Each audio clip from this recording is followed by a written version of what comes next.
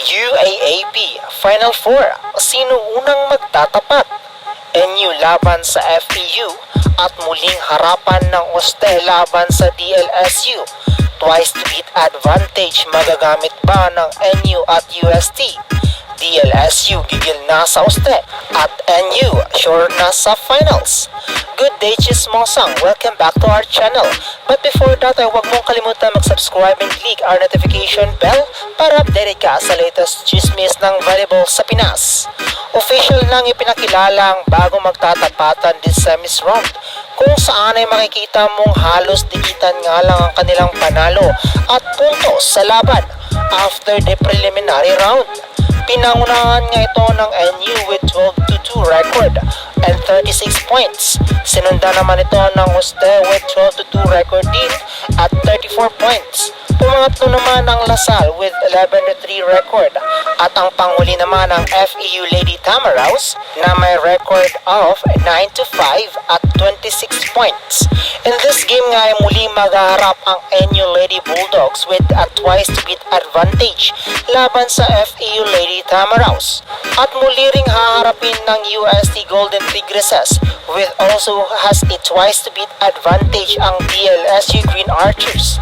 So far magiging mabigat nga ang laban na ito kung saan ay dito nga magbabakbakan ang mga naiwang teams para makaapak sa finals appearance. NU has a huge advantage laban sa FEU at malaki nga ang chances ng Lady Bulldogs to secure their tickets para makapasok sa finals dahil even once ay hindi nga silang kayang pataubin ng FEU. Mas nakakabuti sa NU kung hindi sila maging kumpiyansa sa laban and most importantly ay hindi dapat sila maging pabaya dahil if ever ay magkakaroon nga ng malaking butas and the Moraita power will prevail. Samantala magkakaroon naman ng big impact ang nagawa ng UST sa laban nito kontra sa DLSU sa nakaraang game kung saan ay mulingang napatumba ng Oste ang DLSU sa kanilang laban. Medyo naging dihado nga sa finals ngayon ang DLSU this season dahil malaking balakid nga sa kanila ang UST. Even before ay tanging UST lamang ang nagagawang basagin ang kanilang win streak this season. Magkakaroon nga ng twice to beat advantage ang UST at may papakita nga nila dito kung kakayanin pa ba nilang mapataob ang DLSU in the semis game. Lahat nga ng iyan ay magaganap na this semis round. Magtatagumpay pa kaya ang Oste sa kanilang laban kontra sa DLSU? Papayag kaya ang Lasal na maagawan sila ng spotlight ng UST para sa finals appearance?